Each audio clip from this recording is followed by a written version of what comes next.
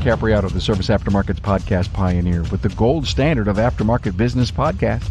Join me for Aftermarket Insights as we advance the aftermarket. And as always, know that you'll learn just one thing. Find us on your favorite podcast listening app and remarkableresults.biz or on my YouTube channel. Hey everybody, Carm Capriato, Remarkable Results Radio. Got a great episode for you today. Thank you so much for always being here with us for us. Because as I've always said, if it wasn't for you, we would not be here. So thank you so much. Join our friends in Ontario, Canada, believe it or not, in Ontario at the AARO event from September 12th through the 14th. A great insightful business training to cutting edge technical Linder Tech training. That rings a bell for many in North America. And at the AARO, they've got something for everyone. So join me and Tracy at the exclusive reception and trade show. This event will sell out fast, so secure your spot at aaro.ca. And don't forget, I'm a big advocate for Brakes for Breasts. Keep an eye out for an upcoming episode that's going to take you deep inside how to sign up at brakesforbreasts.com, one of the industry's most incredible fundraisers for a breast cancer vaccine being done in clinical trials at the Cleveland Clinic. I want to welcome Chris Dekker. Hello, Chris. Hello, Carm. Thank you for having me again.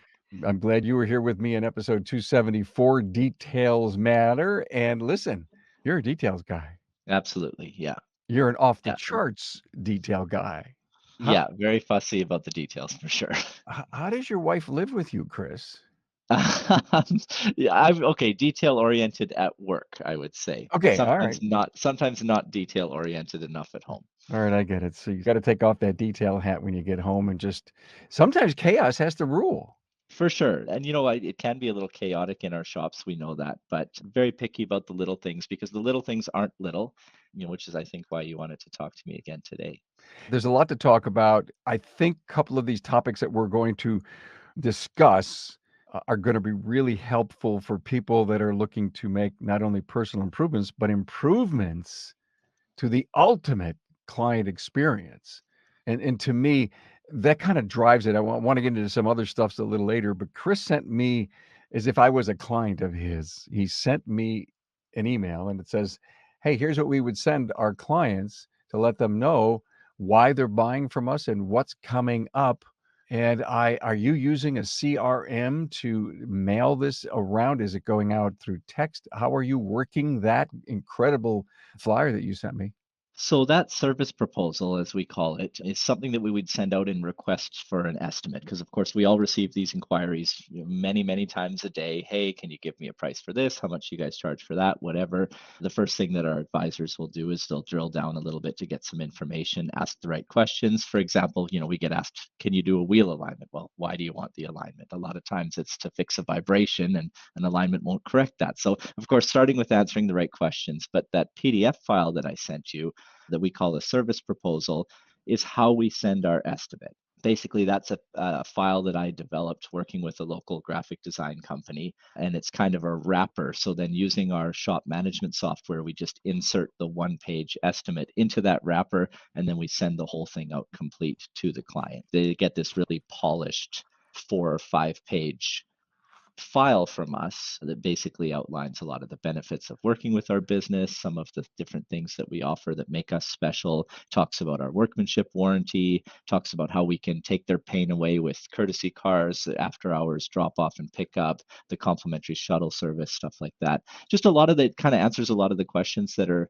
come up early in the process with working with a new client.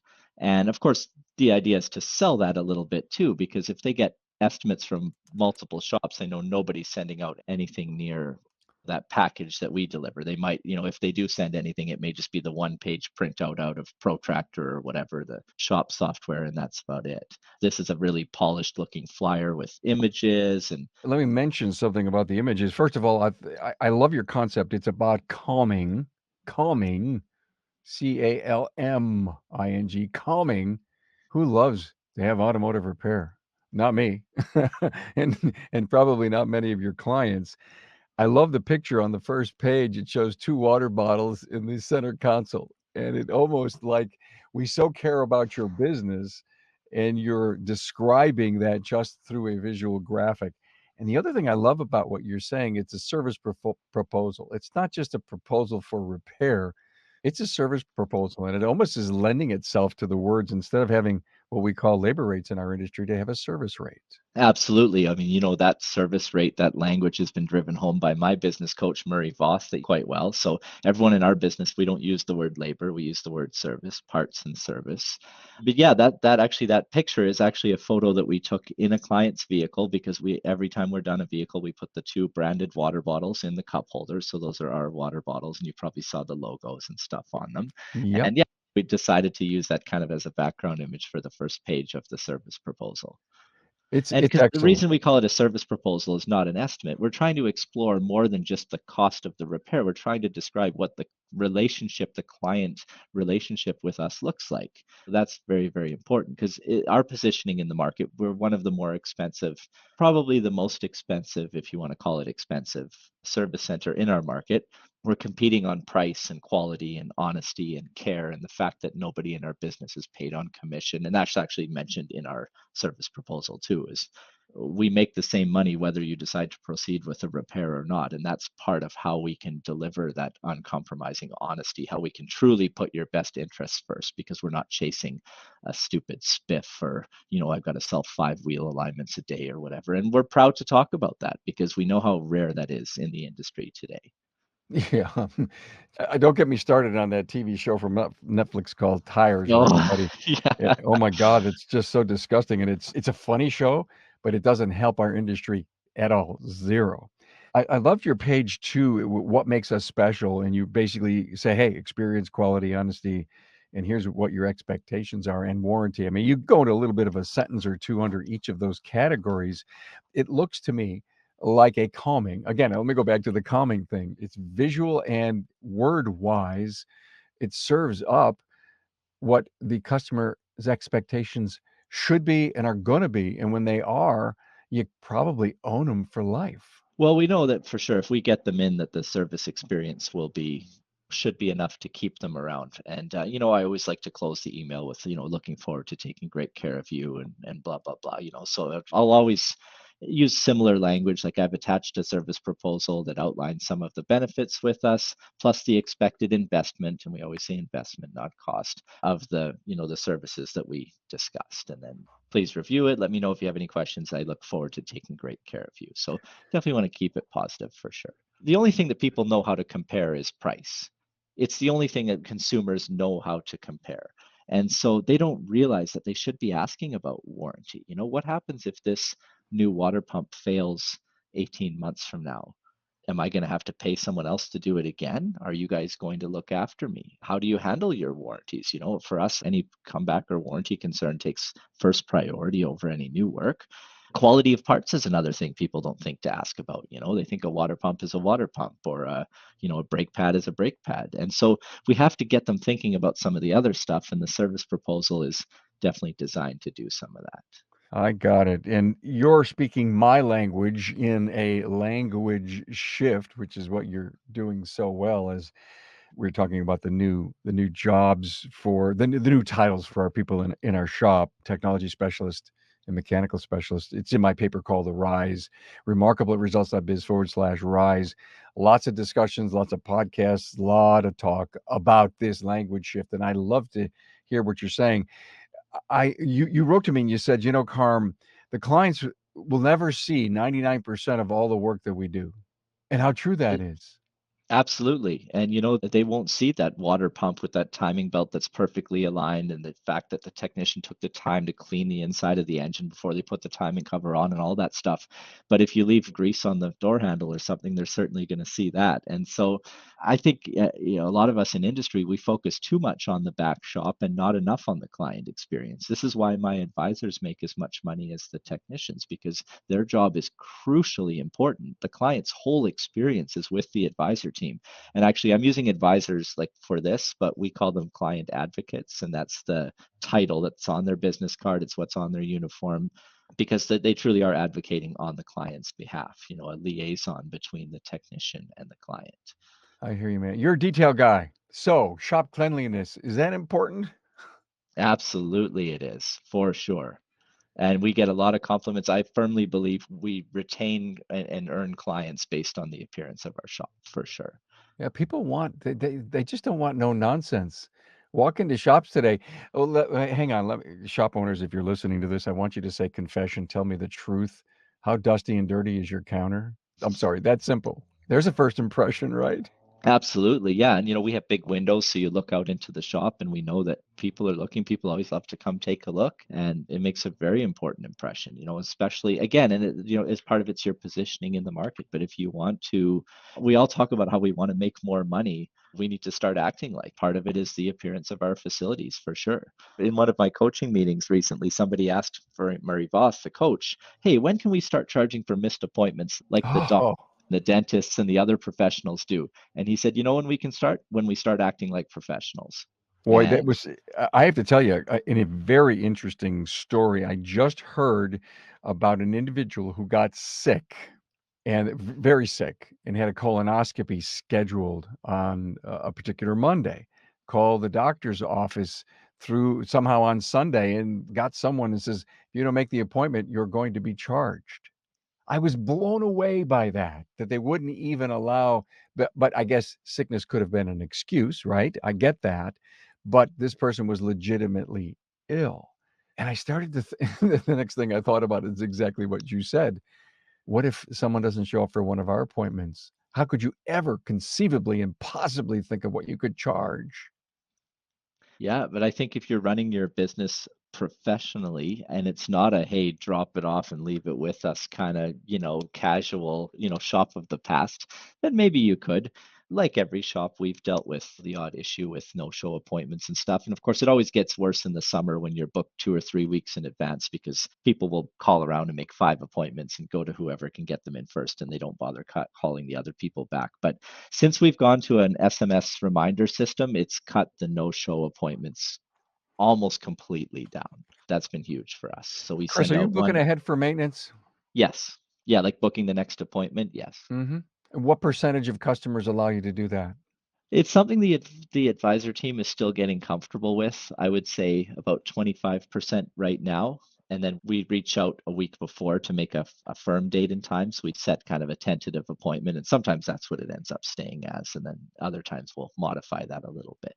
But What software are you using to send the reminders or notifications? Are you using texts? yeah, we use text messages. What? That's just better than email reminders. We're using actually a service called appointmentreminder.com. Okay. That's literally what it's called. It's been great, actually. It integrates with our calendar, works really well. If the client does cancel the appointment, it changes the color of it in our scheduler, and we can see right away that we've received a cancellation. They can also reply to the text, and if they reply anything other than the yes to confirm or the no to cancel, it kicks that into our normal SMS system that we use to communicate with clients at the shop. So, because sometimes they'll have a question or whatever, and then that just goes into our inbox, and because we do a lot of texting with clients, I would say Mhm. more than phone calls nowadays. Does your shop smell? No, well, it smells nice because we have a Sensi in the front office. I I said that tongue in cheek. I knew what you were going to say, but I love your concept of having some aromatherapy going on in the shop. Absolutely, don't want it smelling like a shop. And we get compliments on that, especially from female clients all the time. There's some psychology behind smells, you know.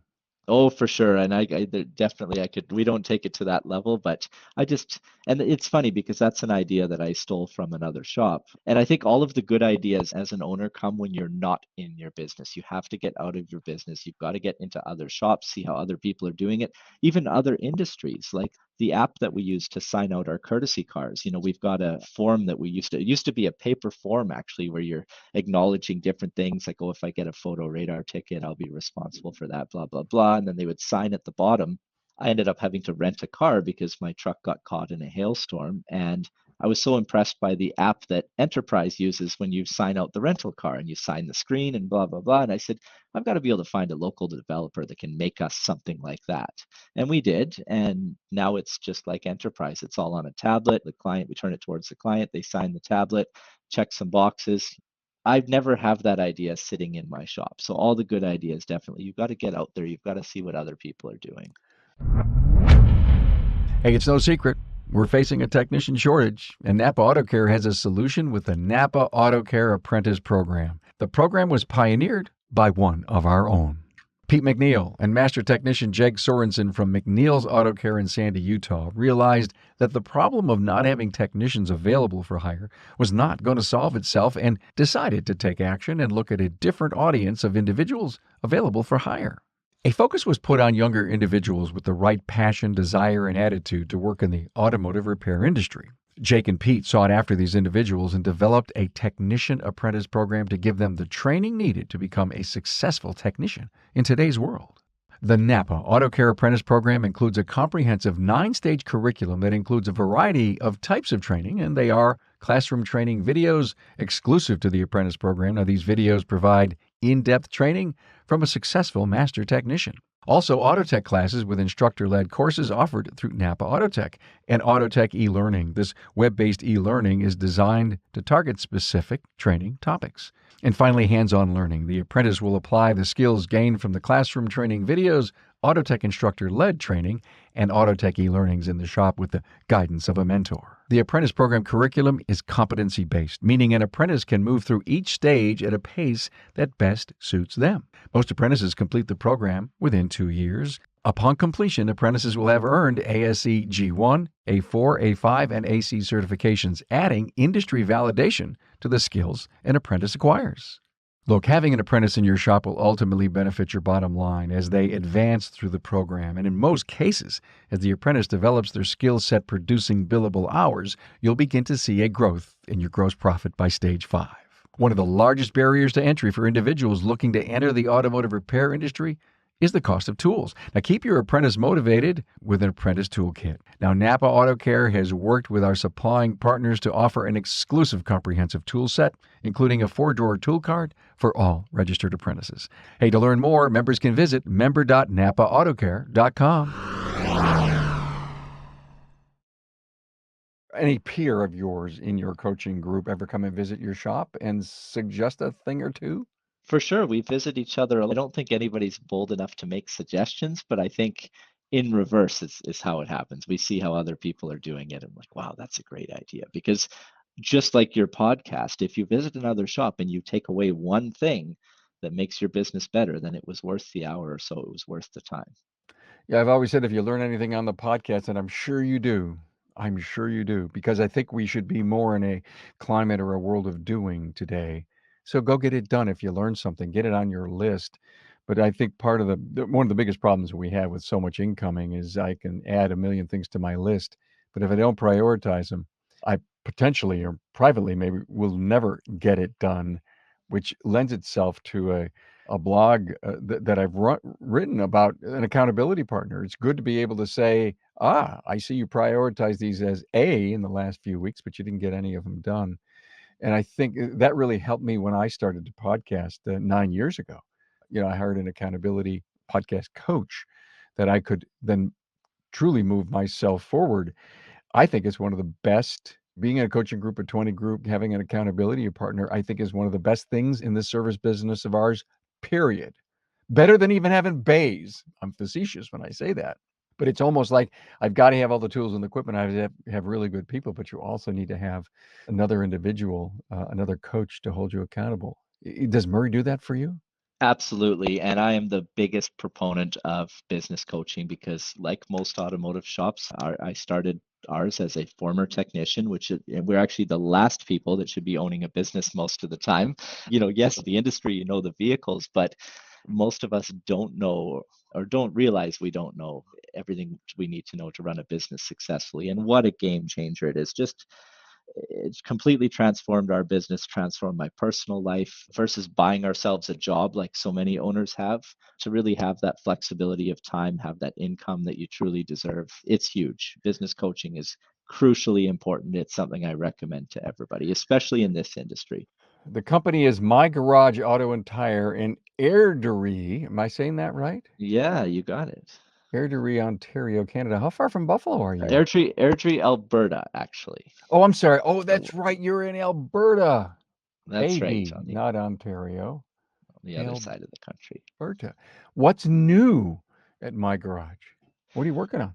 Oh boy. Well, we're always changing things. As you may know, we're very hybrid and EV focused, so we're always doing some neat stuff there, always adding really cool capability. And Like what? we have electric vehicles coming from all over Western Canada now for some, we've made some really significant investments in tooling and training over the last year. I spent $40,000 on technician training last year alone. So we're repairing battery packs in EVs that manufacturers will only replace, repairing the drive unit. So these are some big ticket components. Drive units are five to $10,000. Battery packs are up to $25,000 sometimes. When we can perform a two, three, four, five, $6,000 repair, especially as some of these vehicles get older. The Tesla Model S has been out since 2012. It's 12 years old potentially. Those vehicles aren't worth putting a $25,000 battery into anymore. So we're seeing huge demand for that. That's been fantastic. We're really enjoying that. What are you doing? Cell repair replacement? Cell replacement, module replacements, module repairs, all sorts of stuff.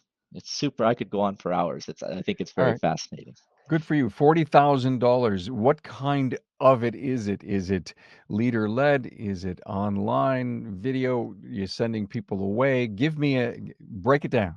The best training definitely always comes with a plane ticket attached. It's in person, hands on, at a trade school, something like that. So I've sent technicians to Vancouver, BC, to Montreal, Quebec here in Canada. They've got some really good schooling out there because 40% of the EVs sold into Canada go to Quebec, so they're way ahead of us on that. Weber State University in Utah, I'm sure you've heard, has a Hmm. fantastic EV program. So we've sent technicians to all three of those schools for 1 week or 2 week courses. I've done a little bit of online stuff. And then we've done a lot of in shop stuff too. We've purchased wrecked EVs to test repair techniques on, purchased 4 or 5 vehicles over the last year just to experiment with, to play with a little bit, try different techniques before we deploy them on clients' vehicles. You have one or two technicians at the top of their craft that are just working on EV. Are you training the entire staff? The whole staff is kind of picking it up by osmosis a little bit, even though it's only 3 technicians that we've invested most of the training in, but everybody's gaining experience just being around it, seeing it being done in the next bay, that kind of thing. And so, yeah, the whole shop is getting involved for sure. Even my oldest technician, who is 63 years old, we know we're going to lose him probably in another year or two. He said, I never thought I'd be working on stuff like this, but he's really comfortable around a Tesla now too, just because he's watched the other guys do a lot of the same stuff. Do you own a Tesla yourself? I used to own a Tesla. I own a Lucid Air now. No kidding. Oh, Yeah, I think that's a cool looking car. they're super cool. Yeah.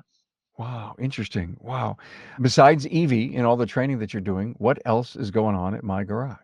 Always looking for the client experience, and that side of it is my passion. That's my favorite part of the Yep. business. So we're always looking for things to differentiate ourselves, to offer something special. And of course, that's challenging because then eventually your competitors will often, they talk about the sincerest form of flattery, right? But isn't Competitors that will. listen, Chris, let's stop for a moment. Yeah, it's flattery. I get that. And everyone says, "Well, I don't want to go out and tell anybody about my secret sauce." The secret sauce is kind of the way I do things, and they could be really good ways to do things or really bad ways to do things. But when you take an idea, to your point earlier, when you take an idea both inside or outside of the industry and you make it your own, it does take on a different flavor because you've got a different environment, a different community, a different culture, different team makeup. And I don't think, yeah, okay, putting water bottles out, I get that's a duplication of your effort, but you've been doing it for so darn long, right? And somebody's going to copy something that simple, but a part of a great idea and a part of a great policy or standard is consistency. And sometimes they could copy you but never be consistent about it.